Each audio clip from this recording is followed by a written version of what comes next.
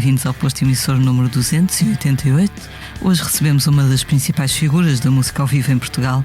Nascida em Lisboa em março de 63, cresceu numa família ligada às artes e às salas de espetáculos. Aos 14 anos começou a trabalhar no bar do Coliseu dos Recreios e aos 22 estava a organizar um concerto de Amália nessa mesma sala. Hoje é promotor de boa parte dos espetáculos em Portugal, incluindo do Festival Nós Alive, que dentro de uma semana arranca em Algés. Álvaro, bem-vindo ao posto emissor. Olá, bom dia.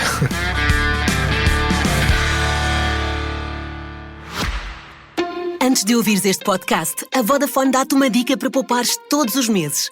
Com o plano Vodafone Repsol, poupas até 20 cêntimos por litro em combustível e até 26% na fatura da eletricidade e gás. Adere numa loja Vodafone ou em Vodafone.pt até final de julho e recebes até 60 € em saldo MyRepsol para descontar nas tuas faturas de energia, abastecimentos e muito mais. Together we can. Vodafone. Como é que estás? Ótimo. Estamos a 7 dias, quando estamos a gravar este posto de emissor, 7 dias de começar o Nós Alive, portanto estamos na contagem decrescente para o nosso maior evento do ano. Ainda ficas nervoso com a aproximação do festival? Não, dá mais uma nostalgia que termina muito rapidamente, porque o dia pior é o domingo, é o dia seguinte a terminar, que é, de repente parece uma cidade abandonada. Faz lembrar de Detroit, não é? Que é uma cidade que foi, quando a indústria automóvel entrou em crise nos Estados Unidos, via-se ruas abandonadas, e portanto é aquele sentimento nostálgico de algo que teve muita vida e que deu muito trabalho a fazer. Por acaso isso é interessante, porque fala-se muito do antes, do durante, o depois traz essa sensação de vazio, não é? Faz parte aliás, os eventos, há sempre um hábito quando um evento corre bem, parabéns não, que ainda faltam umas semanas de trabalho para o evento terminar. Porque é fundamental, não é? As coisas para acontecerem tem que haver montagens e tem que haver desmontagens. E, portanto, o evento só termina quando sai o último parafuso. E só corre bem exatamente quando tudo termina em bem. Há muita coisa, muita gente envolvida, muitas bandas, muitos técnicos. O Nós Alive tem uma equipa fixa de quantas pessoas para acautelar que tudo corra bem? Quer dizer, nós reforçamos a equipa para o festival, mas o núcleo duro não somos 32, portanto não convém ter muitos, porque senão é uma grande confusão. Muito bem oleados já, não é? E estes 32 acabam depois nos dias do evento de, digamos, gerir a presença de mais de 5.000 pessoas a trabalhar, fora os festivaleiros. Alguma vez tiveram algum susto? Imagina viagens voos perdidos, equipamento transviado? Então não, acontece tantas vezes. Uma vez um dos artistas principais eram os Deftones e eles vinham de Oslo e recebiam um telefonema do tour manager a dizer: estamos com um problema, o avião levantou o voo, 30 minutos depois regressou e não há nenhuma ligação que nos permita chegar a tempo. Felizmente conseguimos um avião privado numa empresa da especialidade que os trouxe e chegaram, foi sair da carrinha e entrar diretamente para o palco. E portanto aí tivemos sorte, não é? Não tivemos o cancelamento, mas estamos sempre sujeitos. E já aconteceu o contrário. Eu lembro-me de uma banda, de repente estava no Nós Alive e vejo-os preocupados. O que aconteceu? Acabaram de cancelar o meu voo para Bilbao, amanhã temos um festival. Então organizámos o transporte para eles por terra chegarem a tempo. Coitados, foram a viajar de noite, mas chegaram a tempo do festival. Portanto, a logística de transportes é sempre a mais preocupante. O teu telefone nesses dias até deve ferver, não? Sim, uma vez tínhamos também, já há muitos anos, um cabeça de cartaz que me dizem: o baterista foi para o hospital. Eles não embarcaram para Lisboa, eles vinham em avião privado. E às 5 da manhã avisaram: não, já acabaram de sair. Ninguém soube. Esse concerto, o baterista fez o concerto com óculos escuros e ninguém percebeu o que é que tinha acontecido. Poderá ter sido uma banda que Isso está na stress, cabeça de cartaz? Não, já houve tantas. E quase todos têm baterista. Exato. Esta é já a 18ª edição do Nós Alive, a maioridade.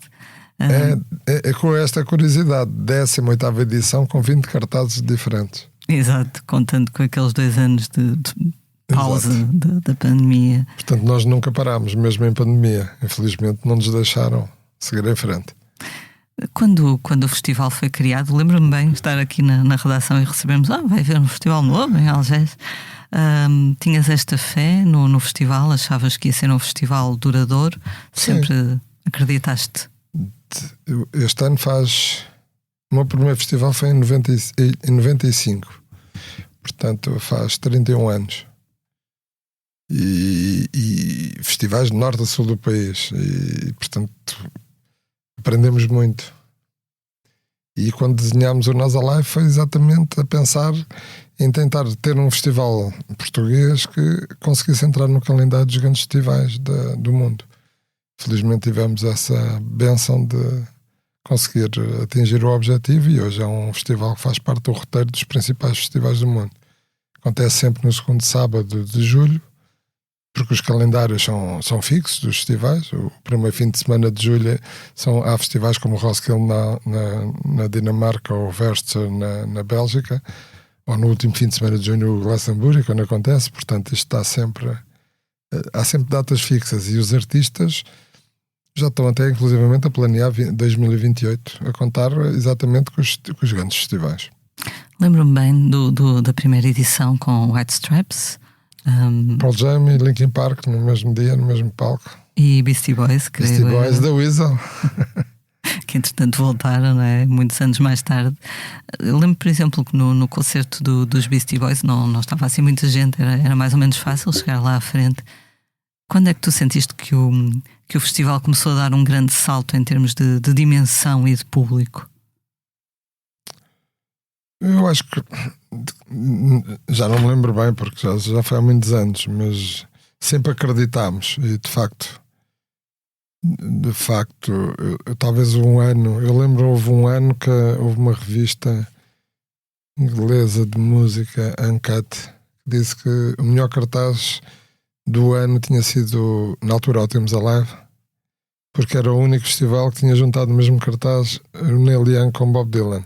Sim, esse ano, não é? Eu lembro-me, e isso marcou muito, porque de facto foi um reconhecimento de alguém que é muito importante, é uma grande referência na indústria da música, de reconhecer um festival que acontece aqui no país, perdido na Europa, num cantinho à beira-mar plantado, que é Portugal, e portanto isso deu-nos um ânimo de acreditar que de facto estávamos no caminho certo. E não parámos, começámos com 3 palcos, agora temos 8. Exato. Com a mesma área. Eu vi numa entrevista que disseste que o festival não tem espaço para crescer em termos de dimensão. Nem queremos. Mas tem crescido em termos de conceito ou de ideias. Este ano Sim. Há um palco literário dedicado a conversas com escritores. Portanto, em termos de ideias ainda há por onde crescer.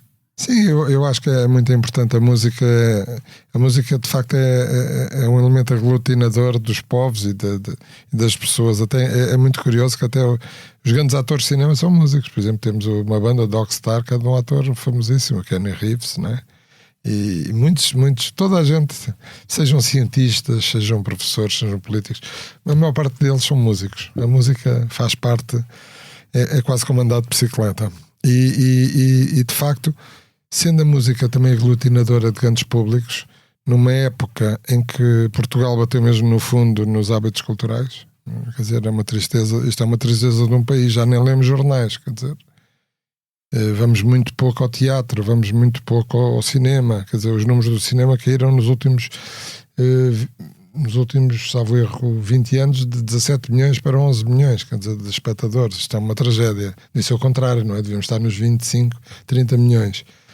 Em 2024 ao teatro venderam-se 2,5 milhões de bilhetes. Significa que quando Portugal tinha 10 milhões que estatisticamente vamos uma vez a cada 4 anos ao teatro. Portanto, os hábitos de leitura, os visitantes de museus, nem a gratuitidade resolveu, que a gratuitidade Acho que já está demonstrado que a gratuitidade não resolve, pelo contrário, só desvaloriza a cultura, e é preciso criar valor na cultura.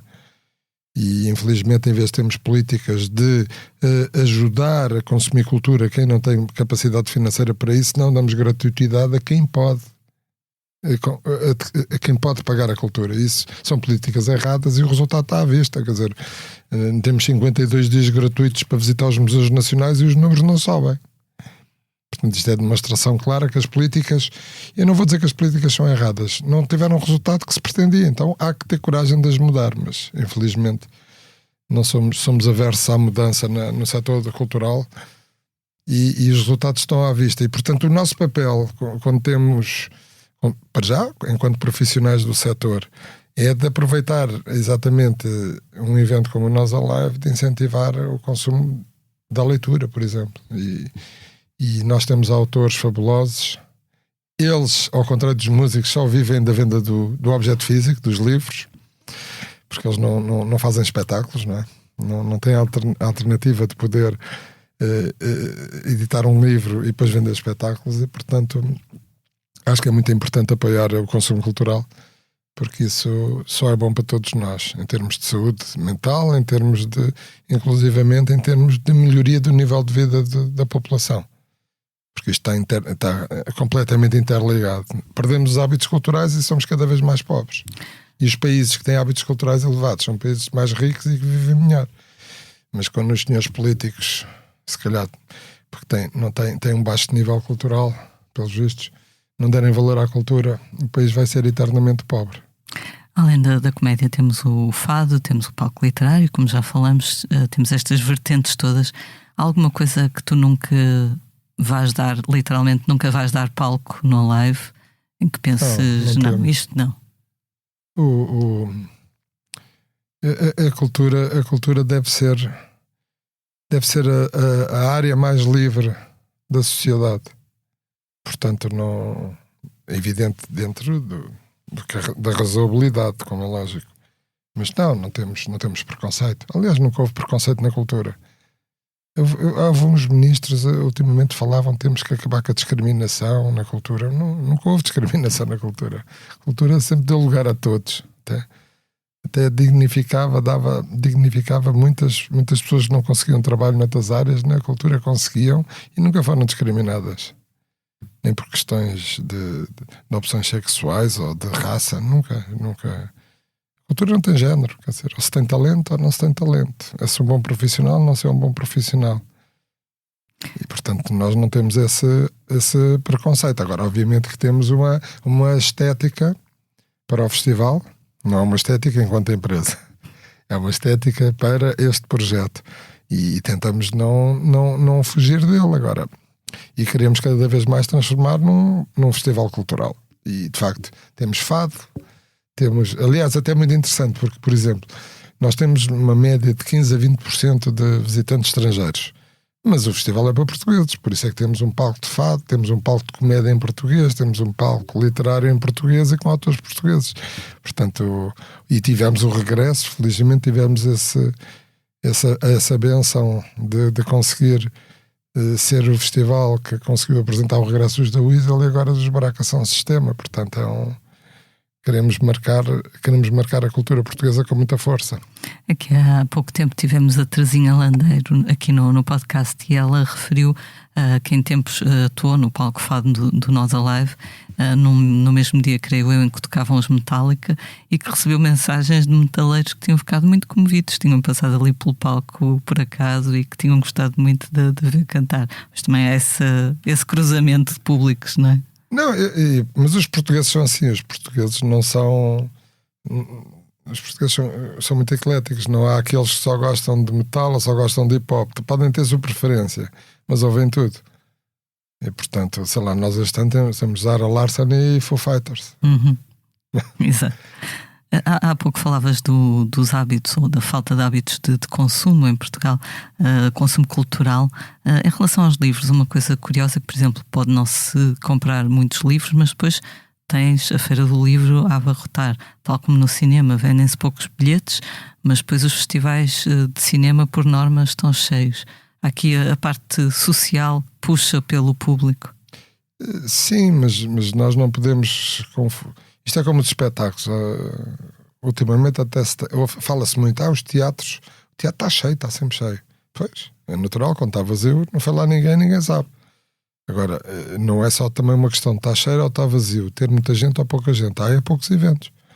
E, portanto, basta olhar para os números, a estatística, sempre.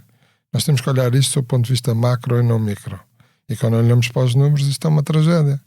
Espetáculos ao vivo em 2004 venderam 8 milhões de bilhetes. Portanto, considerando que há muitos portugueses que vão mais que uma vez, é como estatisticamente cada português fosse uma vez em cada 2 anos ver um espetáculo ao vivo, que se inclui os festivais, o teatro, dança, ópera, tudo que seja ao vivo. E, portanto, é muito pouco. O cinema ainda tem mais gente. Talvez. Porquê é que tem mais gente? Por 2 razões. Uma também é preço, mas não é a principal. É que há muito mais salas de cinema do que teatros. Portanto, a oferta é muito maior. Nós temos uma oferta de espetáculos de cinema muito grande e o resultado está à vista. Tem muito mais consumidores, tem muito mais espectadores. E o cinema tem uma coisa boa, não há gratuitidade. O cinema tem um valor percebido. As pessoas pagam para ir ver o filme. Agora, temos é que o cinema, aliás, é um fenómeno muito curioso. Eu já assisti a 3 grandes crises no cinema. A primeira foi quando começaram as novelas Gabriela Cravo e Canela na RTP. Eu era criança. Eu lembro que aquilo foi um fenómeno tão grande, não havia ninguém na rua. Ele tinha audiências superiores a 90%. Eram os portugueses todos em casa, olhavam a televisão, que foi uma tragédia para os cinemas e teatros. E, entretanto, o cinema reinventou-se e fez, como à segunda-feira os teatros tradicionalmente fechavam, fez a segunda-feira, que era 50% de desconto nos bilhetes. E começaram as pessoas a voltar ao cinema. Porque depois é uma questão de valor. Não vou na segunda, vou na terça, vou na quarta, não me dá jeito de ir à segunda. E as pessoas voltaram. Depois a segunda crise foi os clubes de vídeo. Quando apareceram os clubes de vídeo, ainda era meio pirata, porque era cassetes de VHS e alugávamos, os filmes estavam no cinema. Ainda era assim meio sem regras. Depois é que se estabeleceram mais regras e fiscalização. E os cinemas aí também era giro ver o filme estar no cinema em casa. Mas depois a experiência não é a mesma, as pessoas voltaram. Entretanto, com o Covid, claro, as pessoas desabituaram-se a ir ao cinema, 2 anos sem ir ao cinema, e depois há algum receio, não é? Natural, está toda a gente junto, fechado numa sala, e onde é que estão as políticas de incentivo às pessoas a irem ao cinema? Não existem. Assim é difícil. E, portanto, tem que ser a sociedade civil sozinha, porque o Estado parece que vira costas a isto. Por falar em público, há 2 dos dias do festival que já estão esgotados, o de Florence and the Machine e o de Foo Fighters. Ou os de Buraco São Sistema. Ou de Buraco São Sistema. Contavas que fossem estes os primeiros a esgotar? Sim. Claro, Foo Fighters é uma banda de estádio, não é? Portanto, é mais fácil. Agora, um dia com Teddy Swims, Lorde, Florence and the Machine, Buraco São Sistema, Pixies e mais uns tantos, quer dizer, é quase um festival inteiro num só dia. Aliás, nós internamente, a equipa de produção é o dia que tem mais trabalho, porque diz assim, temos 4 headliners no mesmo palco e sabemos que o headliner tem uma produção mais pesada e, portanto, estamos ali a fazer ginástica para conseguir acomodar todos. Mas eu achava que sim, e o regresso dos Buracos ao fim de 10 anos acho que também é digamos, um grande cabeça de cartaz. Portanto, era o dia mais fácil. Sei que não és adepto daquela ideia de num festival cabe sempre mais um. Não há ideia, isto é da lei.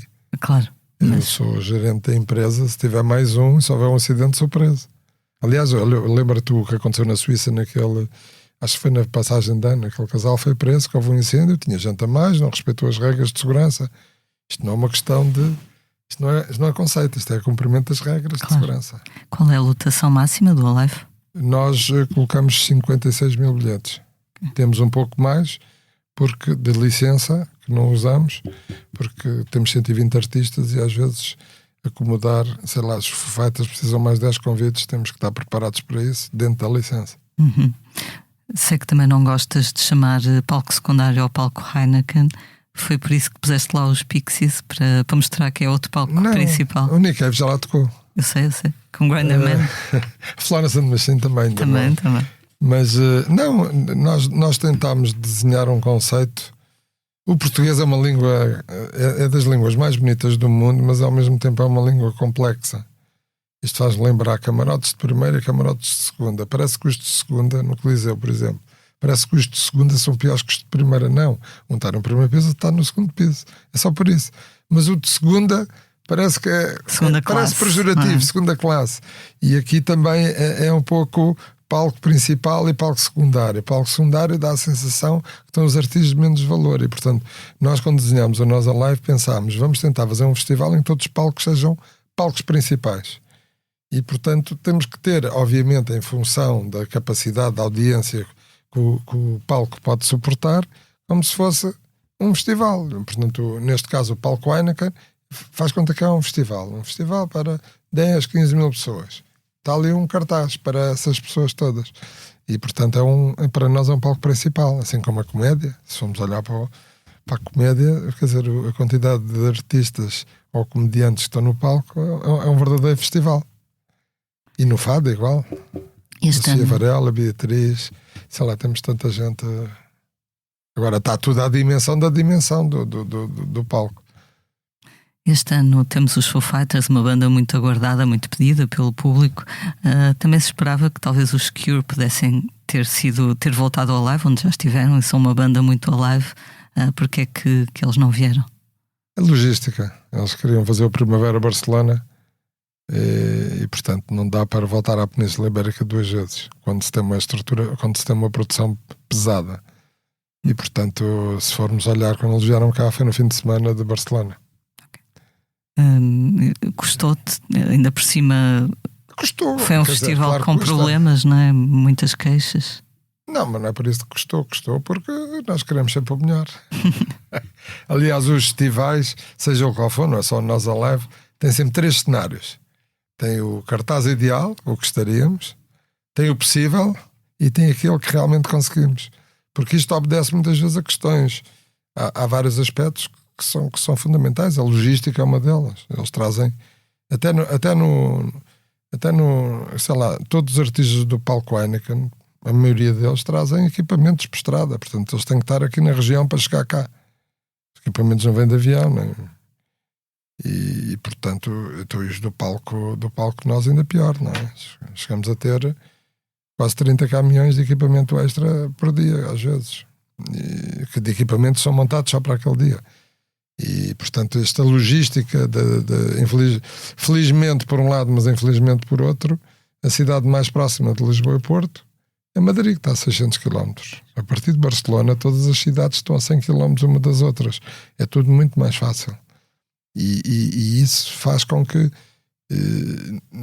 para nós, profissionais da cultura, tenhamos muito respeito pelos artistas que fazem o sacrifício de vir a Portugal, porque é um sacrifício.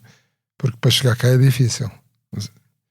Então os camionistas, coitados, sofrem. E os artistas e os técnicos, que muitos viajam por estrada, vêm em autocarro. Isto não é uma vida fácil. Isto vem do circo. Andar de terra em terra, com a mochila, com a casa às costas. E às vezes as pessoas acham que só olham para o glamour, não é? Mas isto não é glamour, isto é uma vida muito dura. Aliás, eu até acho piada quando vejo na alta competição do desporto, porque a música e a cultura, as artes cênicas no seu todo são alta competição. Quer dizer, um bailarino é um atleta de alta competição, não é?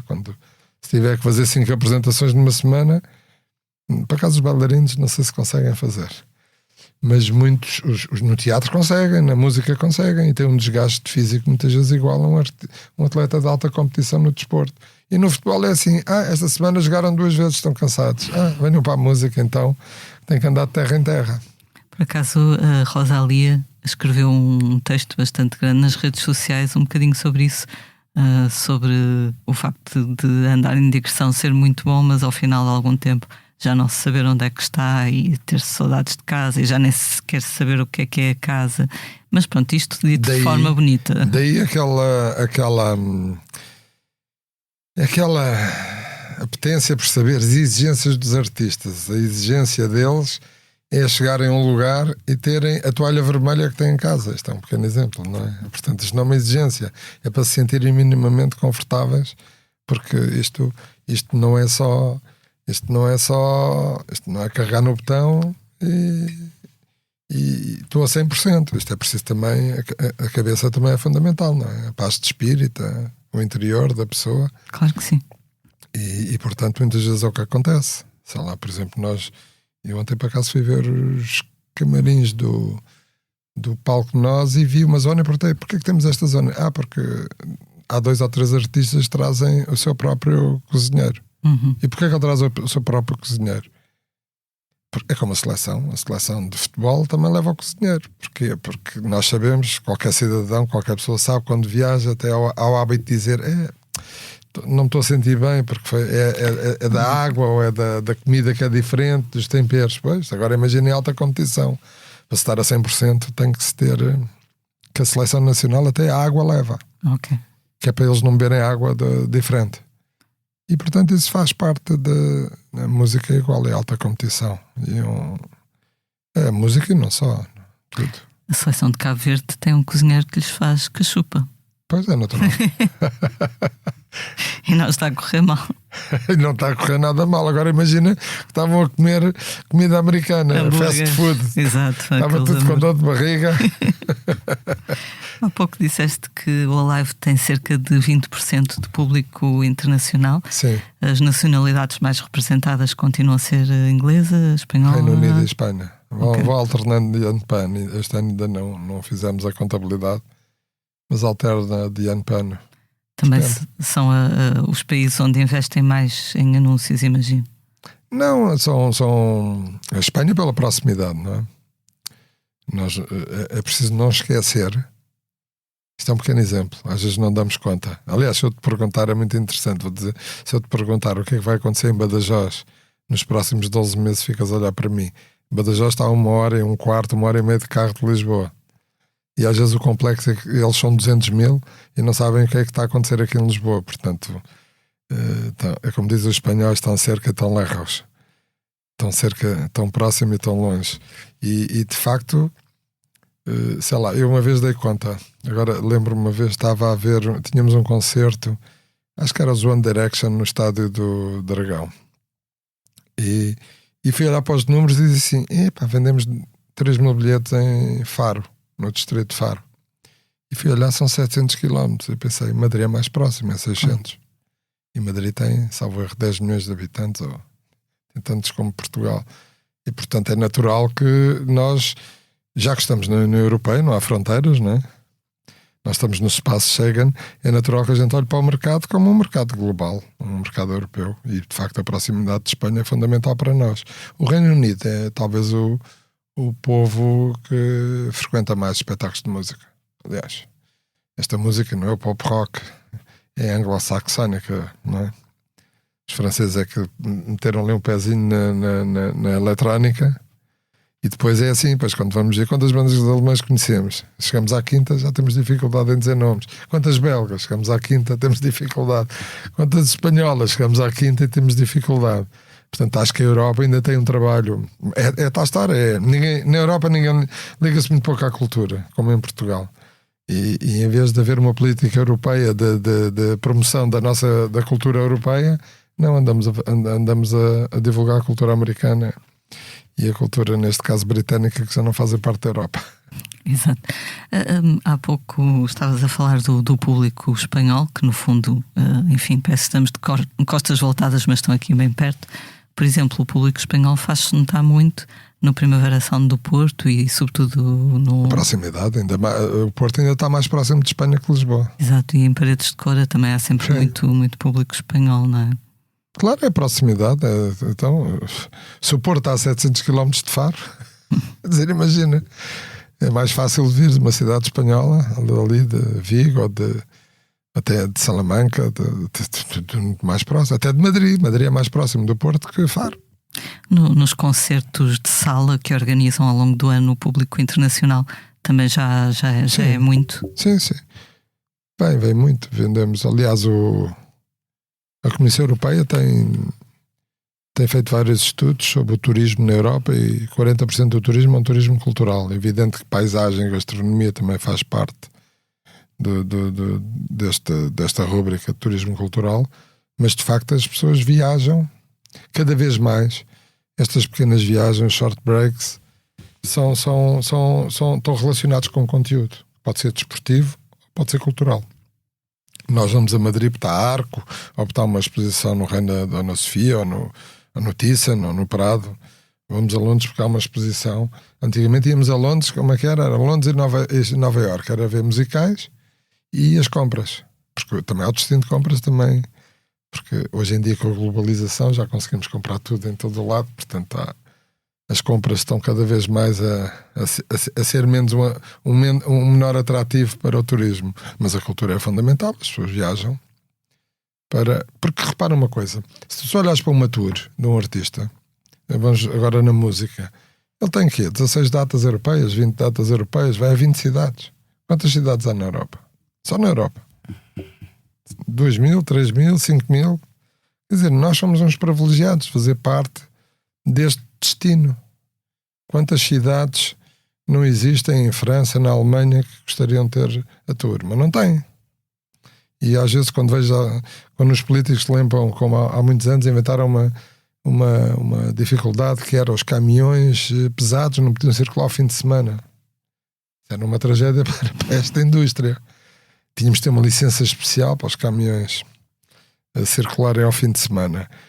Porque às vezes os políticos não entendem a dificuldade de determinados setores e a necessidade que se tem de ter facilidades de logísticas. Não é facilidade logisticamente tornar possível, porque Portugal de facto está por exemplo, há cidades e assim, no centro da cidade as cargas e descargas só podiam ser de madrugada. Pois está bem, mas na cultura é impossível.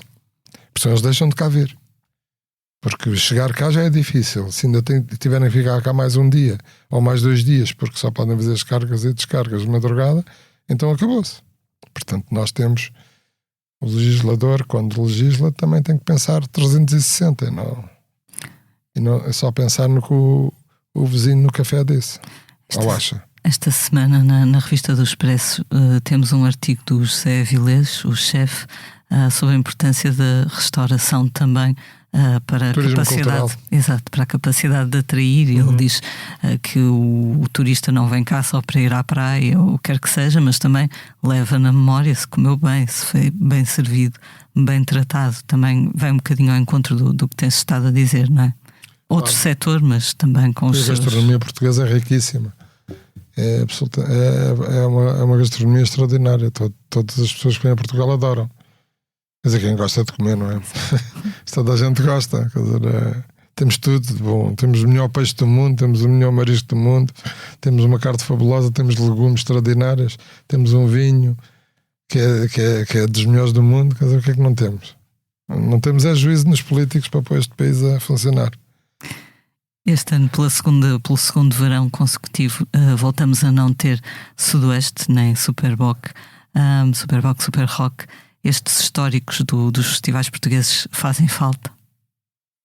Bem, como imaginas, eu fui cofundador, portanto, obviamente que isso me dói no coração, não é? Mas faz parte, infelizmente faz. É o ciclo, muitas vezes é o ciclo de vida, como, olha, falaste nos restaurantes. Há restaurantes que têm uma história riquíssima e de repente fecham e depois abrem outros novos. Portanto, estes festivais descontinuaram, mas apareceram outros, sei lá, como o Primavera no Porto ou o Malcalorama. Quer dizer, isso faz parte do ciclo da vida. Não, infelizmente não. Ou temos uma filosofia conservadora e queremos manter tudo igual, mas a vida não funciona assim. Uns acabam por diversas vicissitudes, muitas vezes não é culpa própria de quem organiza, mas acabam por não ter viabilidade e portanto descontinuam.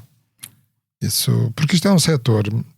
Eu enquanto representante da Associação de Promotores, fui há pouco tempo à Comissão de Finanças no Parlamento. Fui chamado por causa da lei do mecenato, que enfim, que é mais uma brincadeira. Eu fico mesmo como profissional ofendido quando descontam mentiras, porque esta lei de mecenato é uma mentira, não serve para nada, não vai acrescentar quase nada. É um bocadinho melhor do anterior, mas é uma mão cheia de nada. Então comparamos com países como Brasil e Espanha, é um passeio. Quer dizer, é uma vergonha. É destratar mesmo o setor da cultura. Mas eu fui-lhes explicar, falei-lhes da discriminação que existe na sociedade portuguesa, ou do Estado português, para com o setor privado da cultura. É uma discriminação absurda. Estamos excluídos dos vistos gold culturais. Quer dizer, quando havia vistos gold, toda a gente estava lá. Quando chega à cultura, os privados estão fora. Quer dizer, é uma coisa... Até a SIC podia perfeitamente, que também faz um trabalho, ou o Expresso, que faz um trabalho também muito importante na área cultural, podia fazer podia desenvolver projetos culturais tendo acesso a vistos gold, mas como é uma empresa privada, não tem acesso, porque é inimiga do Estado.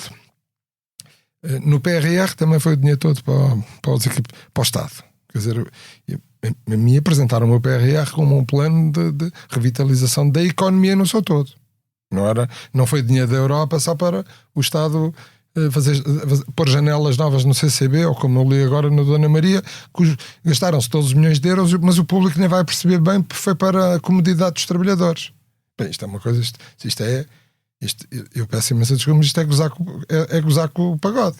Quer dizer, acho que havia outras prioridades, principalmente do setor privado, como agora o Sá da Bandeira precisa de ser, que é um teatro lindíssimo, precisa de ser recuperado.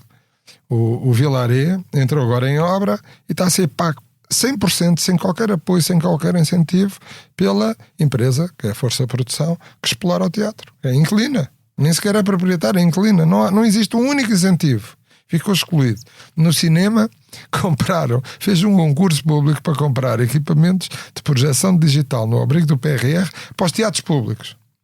Como se eles apresentassem cinema todos os dias. Portanto, projetores 4K. E agora fecharam mais de 100 salas de cinema, porque diminuiu o público. Eles também tiveram que pagar do seu bolso os equipamentos de projeção digital, deixou de ser aquele sistema antigo da fita, passou a ser digital. Com o investimento que fizeram, leasing dos equipamentos, mais as rendas, mais os custos com o pessoal, com falta de público, são privados, fecham, não é? Portanto, isto é tudo, é o país todo ao contrário. E eu expliquei uma coisa aos senhores deputados, eu sei que estão a olhar para mim e dizem assim, lá está mais um dos festivais a chorar, parece que é uma coisa dos empresários que todos perdem, não é? Não. Mas eu disse-lhes, olha, vou-lhes deixar aqui 2 assuntos para os senhores refletirem. E o primeiro tem que haver uma explicação racional para nenhum grupo económico. Não há um grupo económico que tenha uma empresa de espetáculos ou de festivais. Não existe. Mas tem restaurantes, tem hotéis. Até no passado tiveram discotecas. Mas festivais, portanto, tem que haver uma explicação racional para isso.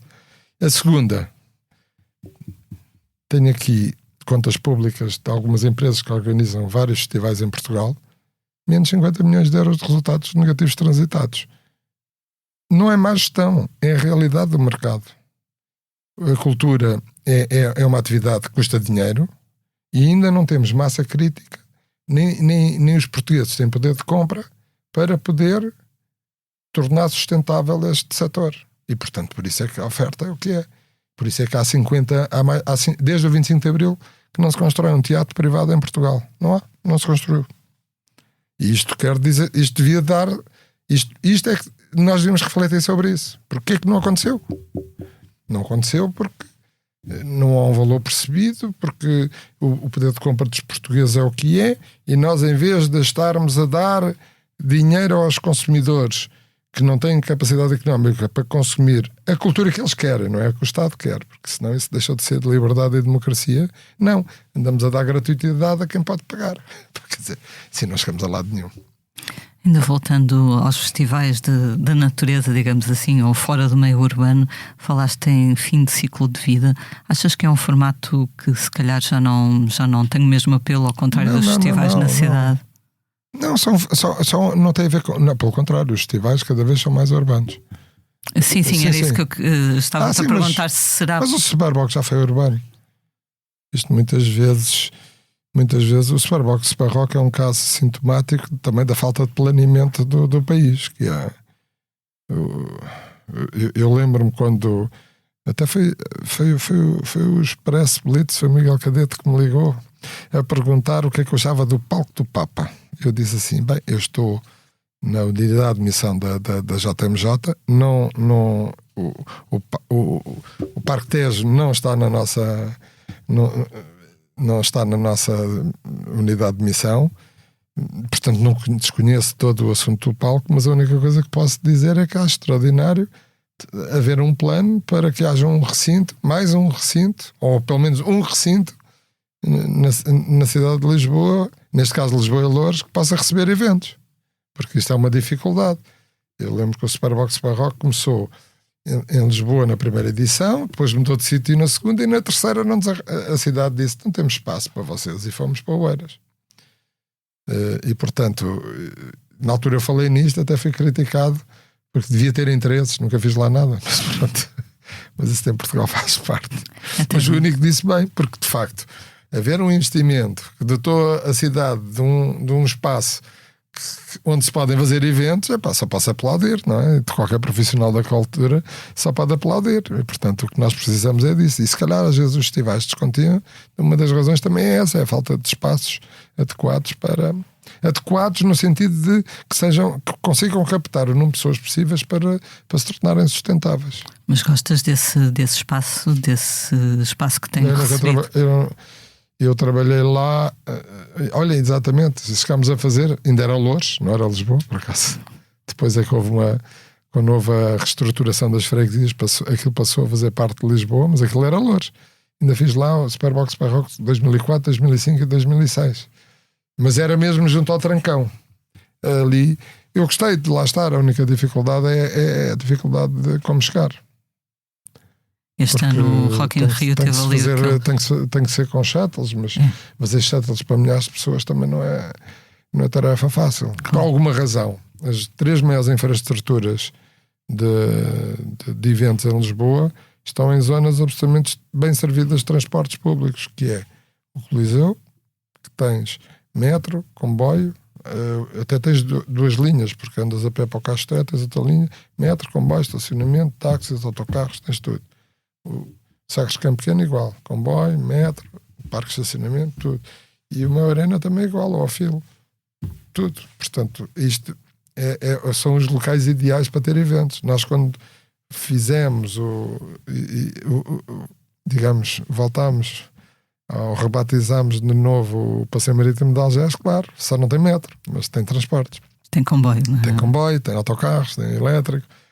Tem, até a brincar, eu sempre disse, até é curioso, tem 2 praças de táxis, do lado esquerdo da rua é Oeiras, do lado direito é Lisboa, portanto os táxis ainda têm o problema da bandeirada, portanto, até isso está bem servido por esse aspecto, e portanto é muito importante os espaços com a logística de transportes, mas eu acho que é um espaço, foi como eu disse, se um dia precisarmos fazer um evento, temos mais uma alternativa, que é o Parque Tejo, ainda bem, venham mais. E agora, se tudo correr bem, teremos uma nova sala cuja criação tu revelaste numa entrevista ao Caderno de Economia do Expresso, que chega hoje às bancas.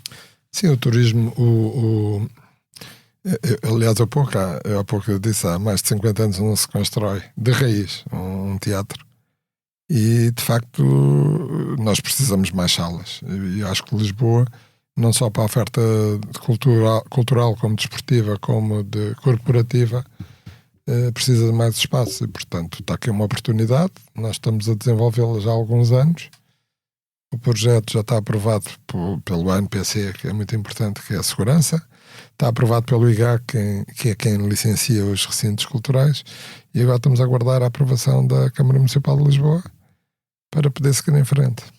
Será, se tudo correr bem, uma sala com capacidade entre o Sagres Pequeno, o Campo Pequeno e o... Há uma sala entre o Mel Arena e o Sagres Campo Pequeno.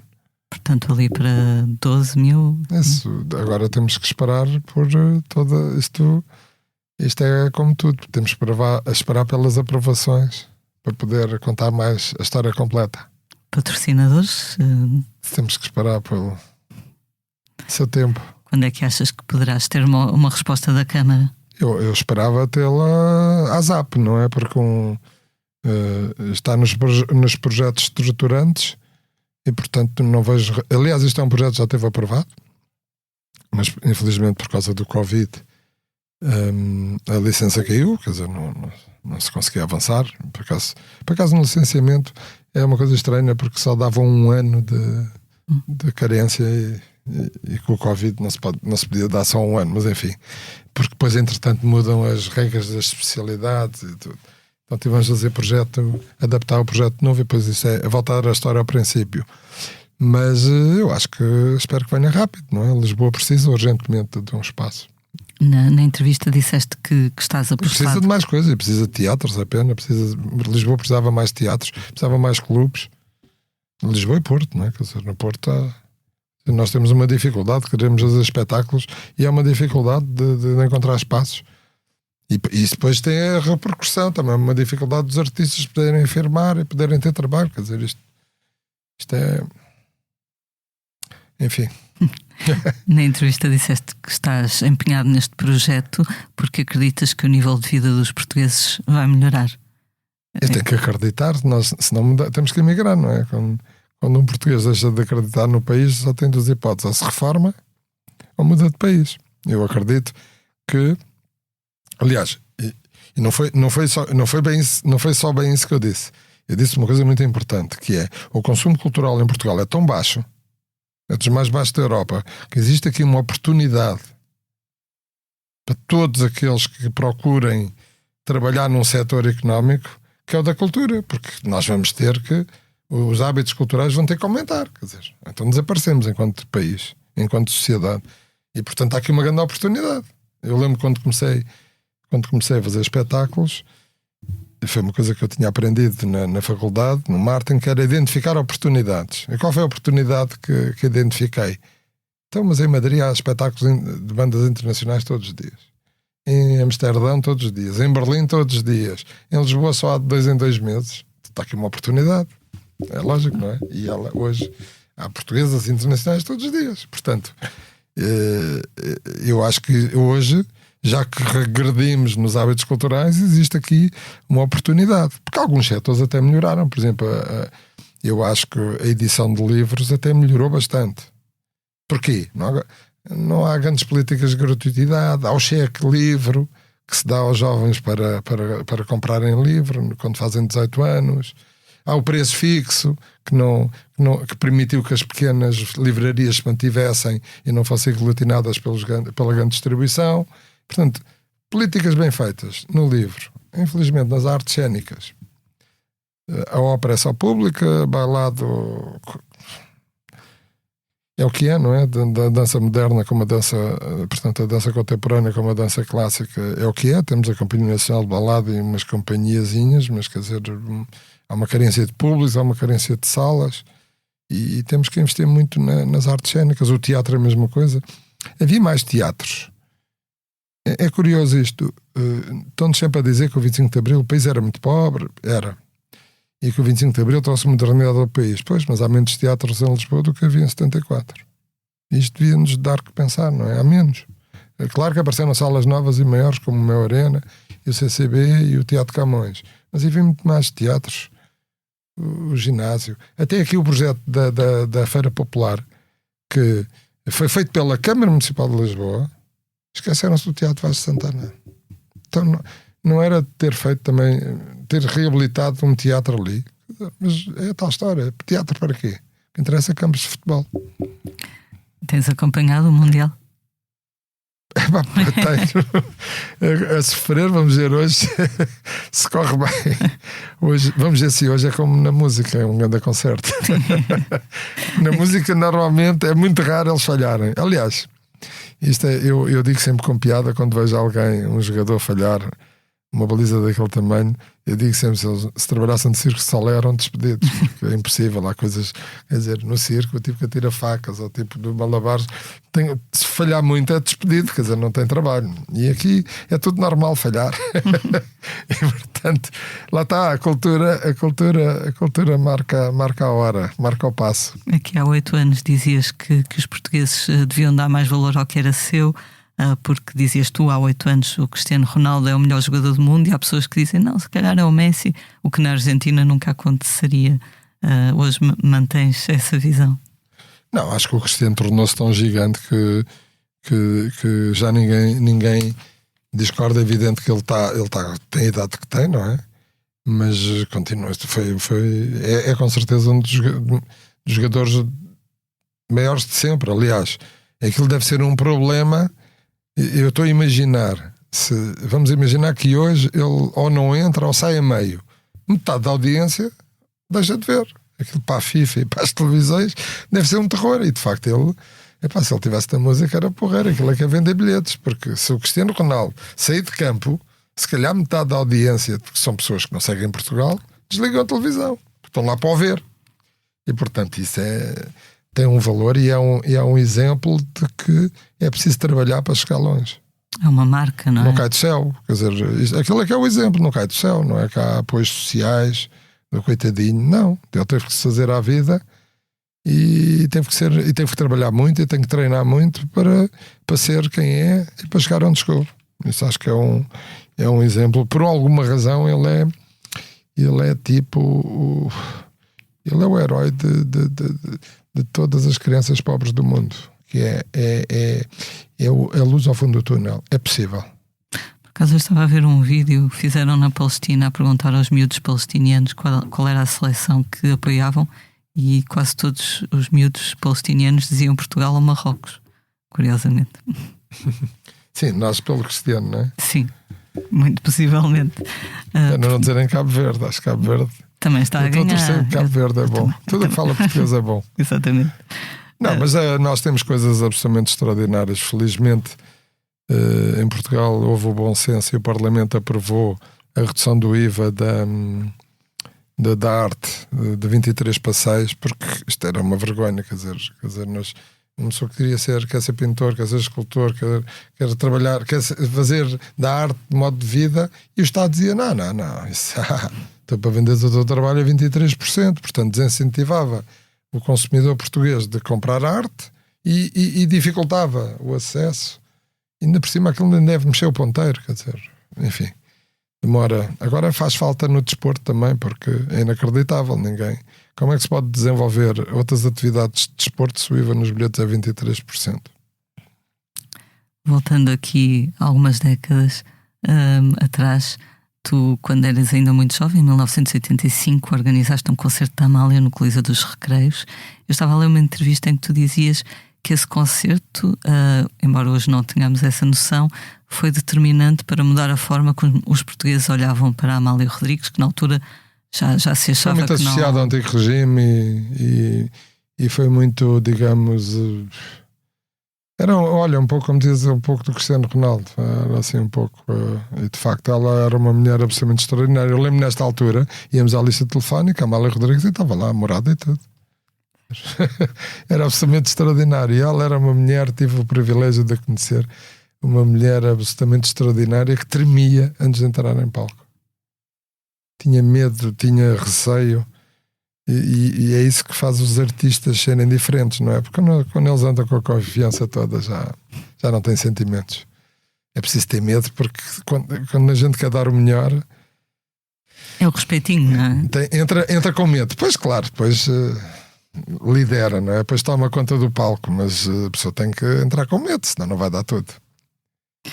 Numa entrevista... Isto é como nas orais. Eu lembro quando fazia exames orais na faculdade, assim, eu entrava com medo, o que é que me vai perguntar? Aquilo começava a correr bem, pronto, já estamos. Está no controle. Deste uma entrevista ao jornal Eco este ano, em que deste uma importância dos serviços privados na cultura, e então vou passar a citar o que tu disseste. O concerto que aconteceu a 29 de março de 74, 4 meses antes do 25 de Abril, no Coliseu dos Recreios, foi o primeiro encontro de música internacional onde se cantou... Música nacional.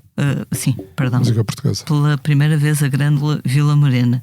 E dizias ainda, só aconteceu porque havia um teatro privado que garante a liberdade e a não discriminação. Que evento é que foi este? Isto foi um encontro de música portuguesa que está gravado, até encontra-se na net, porque foi todo integralmente gravado, e todos os artistas que participavam eram, digamos,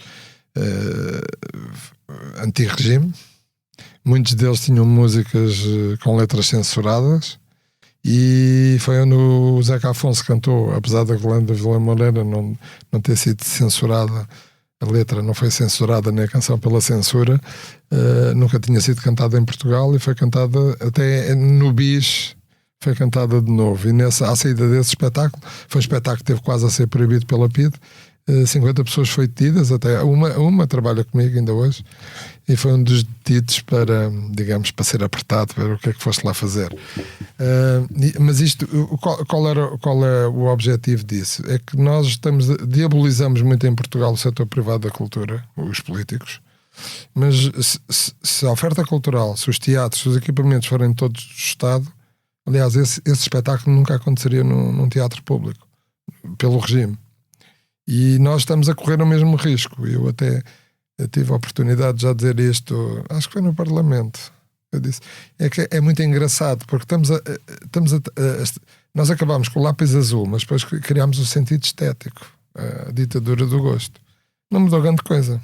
E se isto se a oferta cultural for toda controlada pelo Estado, acabou a liberdade.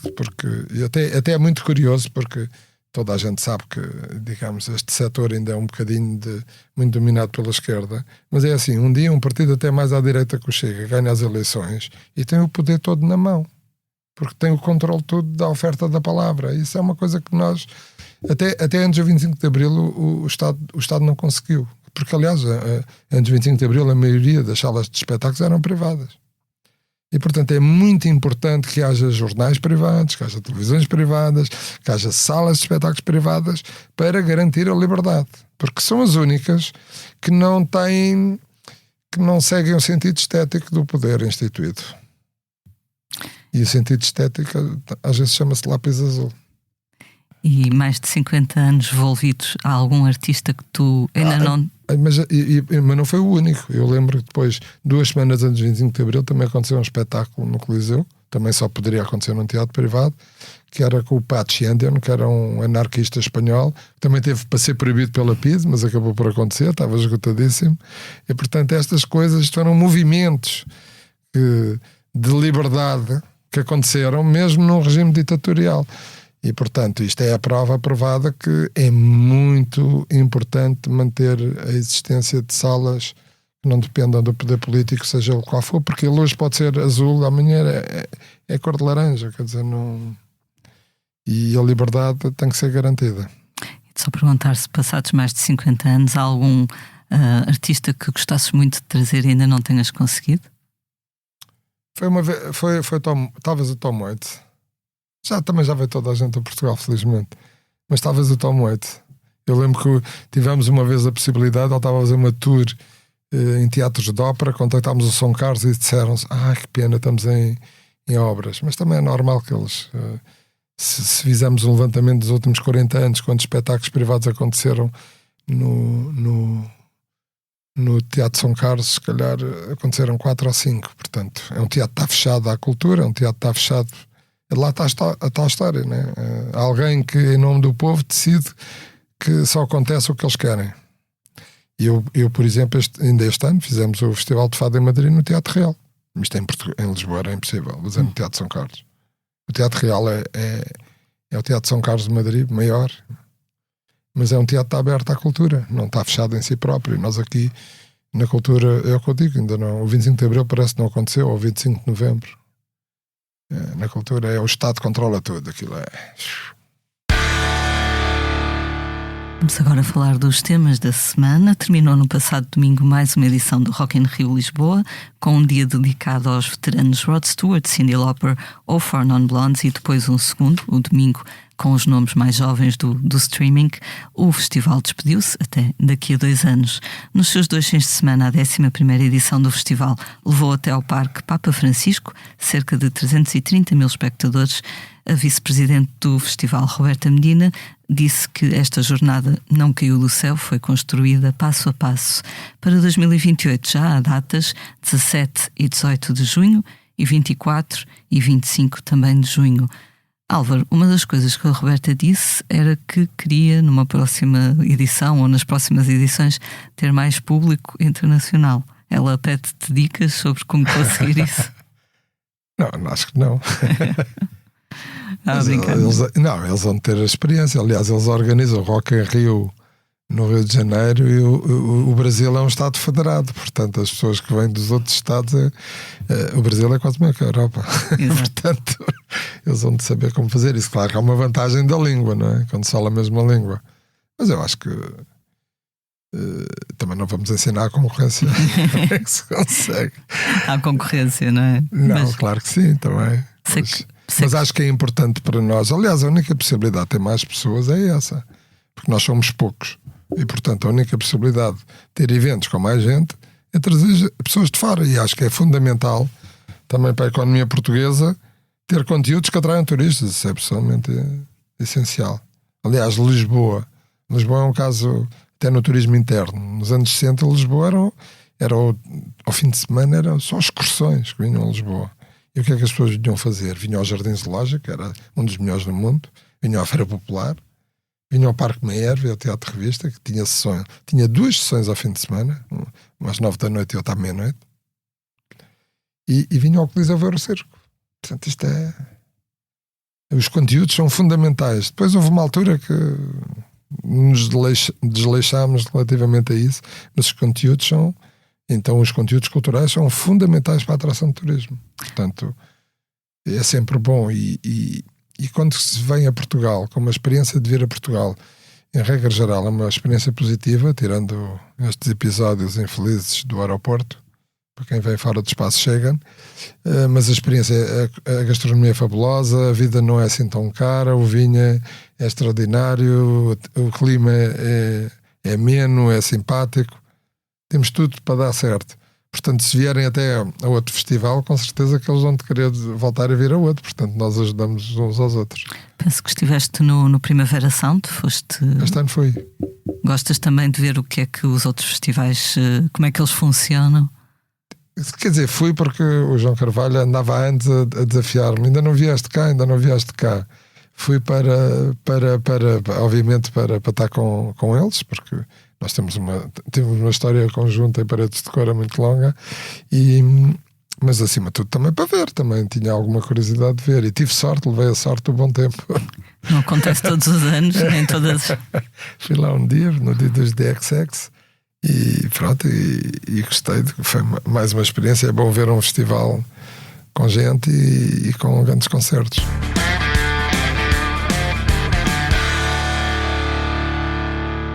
Falar em concertos, vamos agora falar dos concertos da próxima semana, em época alta de festivais, além do Nós Alive, no Passeio Marítimo de Algés, de 9 a 11 de julho. Temos o Festival Jardins do Marquês, em Oeiras. No Funchal também o Summer Opening, esta sexta-feira e sábado. Sexta e sábado também há a Small Summer Festival, na Costa de Caparica. No segundo dia, com o primeiro cabeça de cartaz português de sempre do festival, que é o T-Rex. E mais festivais ainda. Sexta a domingo o Festival Mimo realiza-se pela primeira vez em Guimarães, este ano com Tricky, Papillon, Zé Ibarra. E ainda no fim de semana o Douro and Porto Wine Festival em Lamego recebe Natalie Imbruglia e Eagle Eye Cherry na sexta, Ronan Keating e Lena D'Água no sábado. A partir de sábado, Gaia tem o Festival Morro Sonoro no Jardim do Morro, e Matosinhos apresentam Matosinhos em jazz. Noutras sonoridades, o Evil Live leva até à Meo Arena em Lisboa concertos de Marilyn Manson, Megadeth e Mastodon no domingo. 2 dias depois, na terça, a mesma sala recebe os Iron Maiden. É uma semana de peso, porque depois na quarta há ainda os Scorpions. Destaque ainda para o AGS Cold Jazz com Gilberto Gil e Maria Luísa Jobim na quarta-feira, dia 8. E fora de festivais e destas salas grandes, também temos o José James a celebrar 50 anos de I Want You, de Marvin Gaye, no Tivoli esta sexta-feira.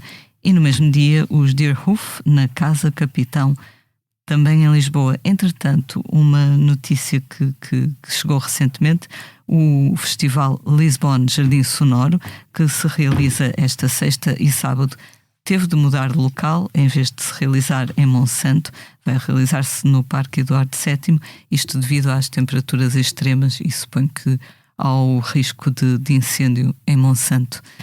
Esta questão dos fenómenos meteorológicos extremos são algo a ter em conta. Também esta semana tivemos um festival no norte de França que teve de ser cancelado depois de uma tempestade ter destruído o palco. Os B-52s fizeram um post em que mostravam o equipamento todo destruído. O Primavera Sound de Barcelona este ano também teve problemas no primeiro dia, com chuva e vento. Também é algo que tem agora de ter em consideração. Mas é frequente, isso tem acontecido. Aliás, até costuma... Já tem acontecido muito em vários países do centro da Europa. O clima... Nós não dominamos a natureza, mas no que diz respeito aos incêndios é bom sempre relembrar. Isto foi... Nós, a Associação de Promotores, conseguimos, na altura, com o Ministro Adão e Silva, digamos, uma exceção à lei. Quando o governo determina que não podem acontecer, não se pode utilizar, digamos, usufruir das áreas florestais, há uma exceção na lei que, desde que as autoridades locais, Proteção Civil, Câmara Municipal, entendam que estão garantidas todas as condições de segurança, os eventos podem acontecer. Isso é uma lei, porque faz todo sentido, porque quando há pessoas, é muito difícil haver incêndios quando há pessoas. Os incêndios acontecem quando há gente, principalmente quando há meios de combate ao incêndio. Isto, portanto, é algo que está na lei e, portanto, acho que com certeza que não vai ser respeitada, desde que, obviamente, as autoridades entendam que as condições de segurança estão acauteladas. Agora, nós não conseguimos combater a meteorologia. Isto são fenómenos, não são novos, porque há, infelizmente, até no norte da Europa, por exemplo, há países, a Bélgica, tem verões em que no mês de agosto chove interruptamente todos os dias e, portanto, fazer eventos ao ar livre é sempre complexo. Mas temos que estar preparados. É difícil. Claro, quer dizer, aquilo que aconteceu, fenómenos como que aconteceram em Leiria, isso ninguém está preparado. Quer dizer, isso é impossível. Mas agora temos de estar preparados para o mínimo de condições. Normalmente, os equipamentos que existem nos grandes eventos aguentam ventos até 90 a 100 km por hora. Portanto, há uma preparação para aquilo que são as intempéries normais. Agora, fenómenos extranormais, isso ninguém... Claro, mas são situações que são cobertas por seguros, por exemplo? No nosso caso, sim. Agora não conheço, digamos, a folha de custos de todos os eventos, mas existem seguros para isso, sim. Chegamos assim ao final. São caros. Acredito. Chegamos assim ao final de mais um Posto Emissor. Obrigada, Álvaro, por voltares ao nosso convívio. Até à próxima. Eu sou a Lia Pereira, a edição multimédia esteve a cargo de João Luís Amorim e, como é hábito, vamos terminar com uma leitura. Eu, em vez de um poema, escolhi uma... Eu trazido 2 temas. Um deles era um poema, mas eu escolhi algo que parece que é muito atual. Foi dito na Assembleia da República Constituinte, em agosto de 75, pela Sofia de Melbrenner Anderson. O Estado e a cultura. A cultura é uma das formas de libertação do homem. Por isso, perante a política... A cultura deve sempre ter a possibilidade de funcionar como antipoder. E se é evidente que o Estado deve à cultura o apoio que deve à identidade de um povo, esse apoio deve ser equacionado de forma a defender a autonomia e a liberdade da cultura para que nunca a ação do Estado se transforme em dirigismo. É engraçado porque isto é exatamente como eu penso.